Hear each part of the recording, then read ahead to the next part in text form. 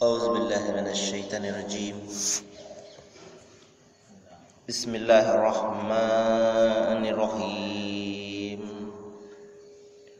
فإن كذبوك فقد كذب رسل من قبلك جاءوا بالبينات والزبر والكتاب المنير.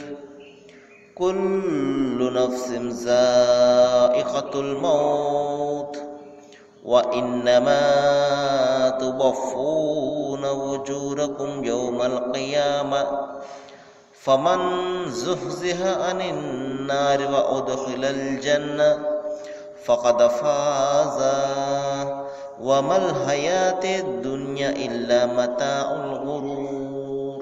صدق الله العظيم. అనంత కరుణామయుడు అపార కృపాశీలుడు పాలకుడు పోషకుడు సర్వలోక సృష్టికర్త అయిన అల్లాహ్ శుభనామంతో ప్రారంభిస్తున్నాను. సోదర సోదరిమణులారా, అయ్యలారా, అమ్మలారా, అస్సలాము అలైకుం రహమతుల్లాహి బర్కాతు. దీని అర్థం సర్వలోక ప్రభువు సర్వేశ్వరుడు మన అందరి సృష్టికర్త అయినటువంటి అల్లాహ్ మనందరి జీవితాలలో శాంతిని శుభాలను కురిపించును కాక, ఆమీన్. ఇంతవరకు మనము మానవులందరి మార్గదర్శక గ్రంథం విశ్వప్రభువు మానవాళి కోసం అవతరింపజేసినటువంటి చివరి దైవ గ్రంథం దివ్య ఖురాన్ నుండి 3వ అధ్యాయం 185వ వాక్యం యొక్క రవిమూలంను వినడం జరిగింది. దీని యొక్క తెలుగు అనువాదాన్ని వినండి. ఓ ప్రవక్త, వారు నిన్ను తిరస్కరిస్తున్నారు అంటే నీకు పూర్వం కూడా ప్రత్యక్షమైనటువంటి నిదర్శనాలను, వెలుగును ప్రసాదించే గ్రంథాలను తీసుకువచ్చిన చాలామంది ప్రవక్తలను కూడా తిరస్కరించారు. చివరకు ప్రతి మనిషి మరణిస్తాడు. మీరంతా మీ పూర్తి ఫలాన్ని ప్రళయం నాడు పొందుతారు. అక్కడ ఎవరైతే నరకాగ్ని నుండి కాపాడబడి స్వర్గంలో ప్రవేశింపజేయబడతాడో వాడు మాత్రమే యథార్థానికి సఫలీకృతుడు. ఇక ఈ ప్రపంచము అది కేవలము మాయా వస్తువు మాత్రమే.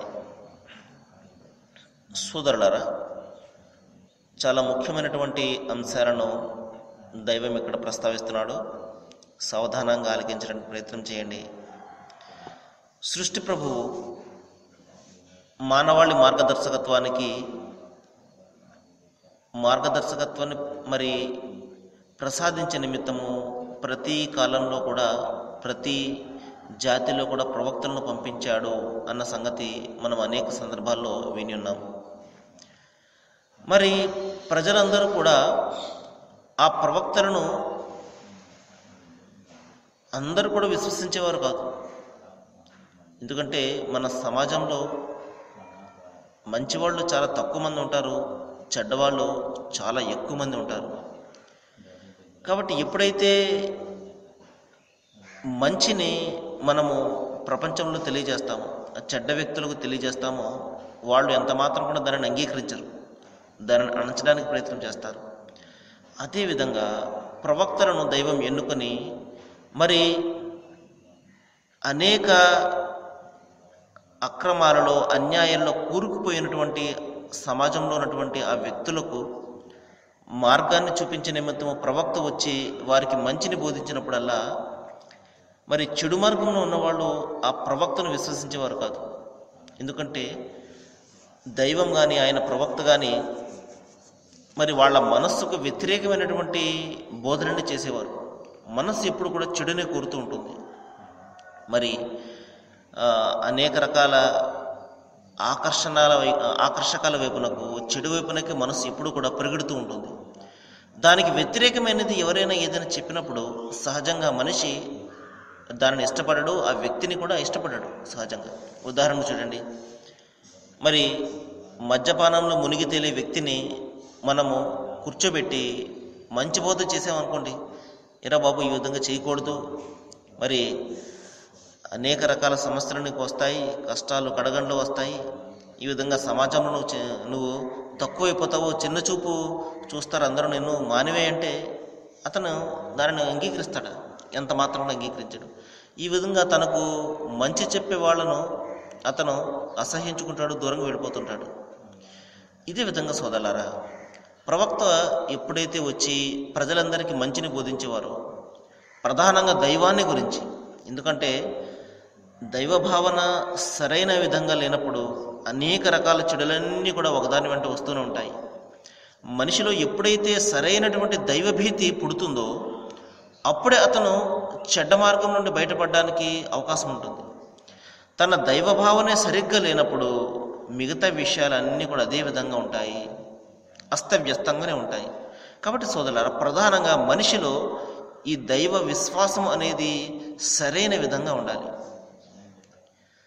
ఆ దైవ విశ్వాసం సరైనటువంటి విశ్వాసం మీదనే అతని జీవితం, మరి ఆ పునాది మీదే అతని జీవితం ఉండాలి.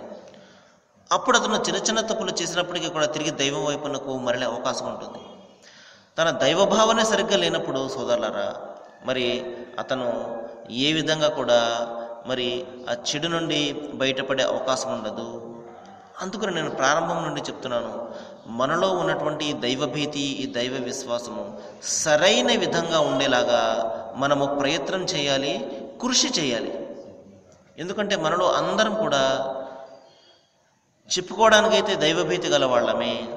ఎవరినైనా ఏమయ్యా నువ్వు దైవానికి భయపడతావు అంటే, మరి నేను భయపడతానండి, దైవం అంటే, దేవుడు అంటే నాకు భయం అండి అని అంటాడు. భయం లేదని ఎవరు అన్నారు.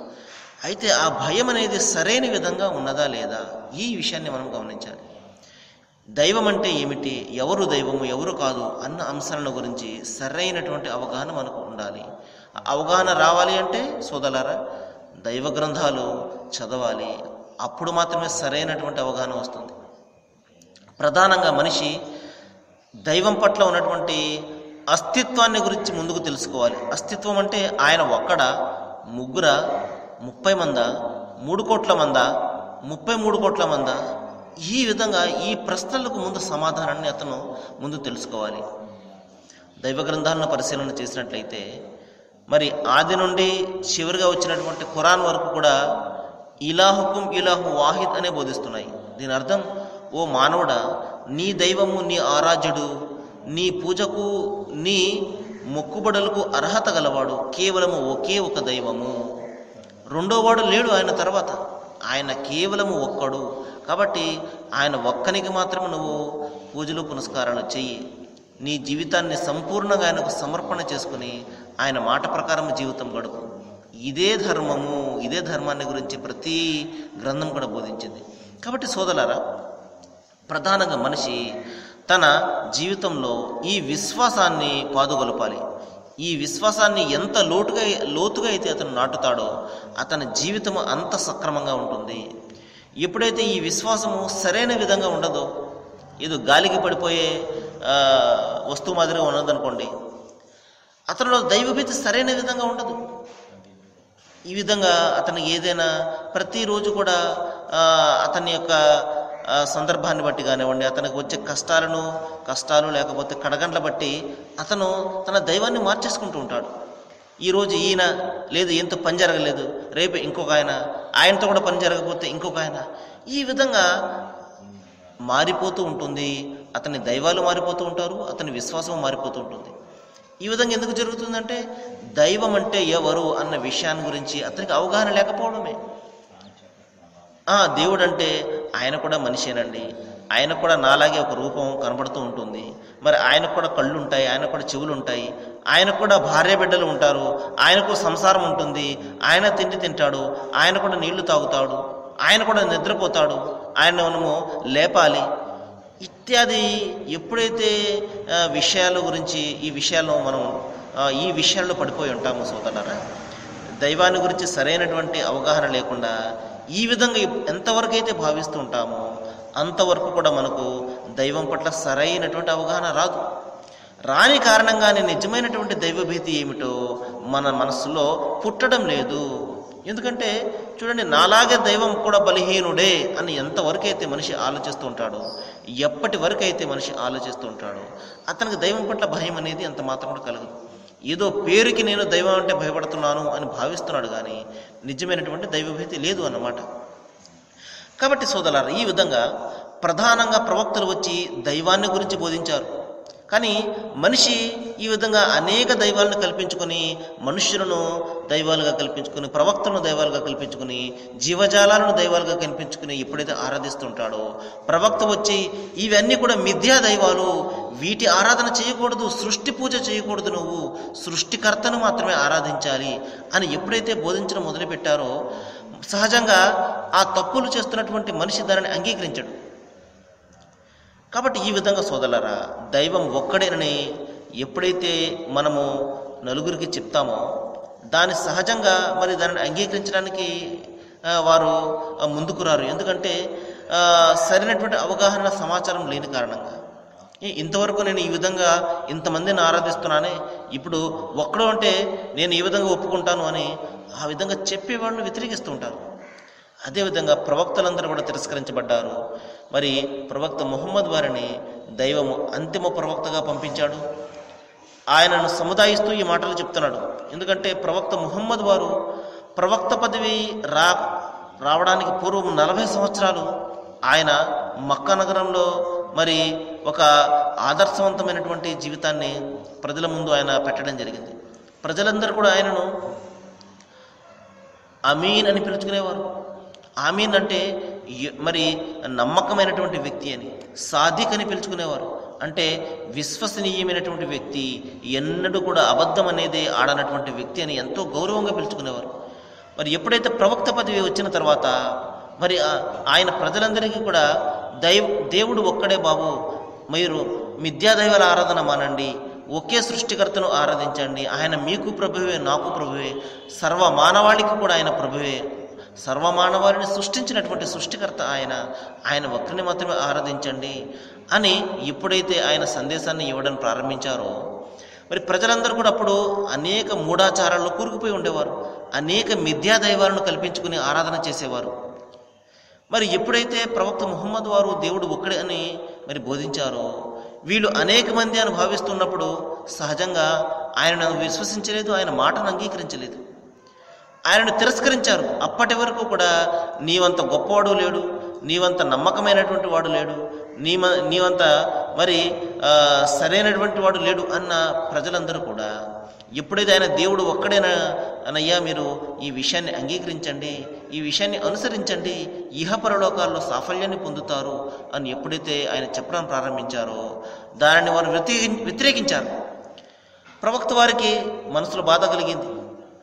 అరే, ఇంతకాలం నన్ను ఈ విధంగా ఆదరించారే, వీళ్ళు గౌరవించారే, ఇప్పుడు నేను సత్యాన్ని పలుకుతుంటే దేవుడు ఒక్కడే అన్న సత్యాన్ని, ఆయన కొత్తగా చెప్పినటువంటి సత్యం అది ఎంత మాత్రం కూడా కాదే.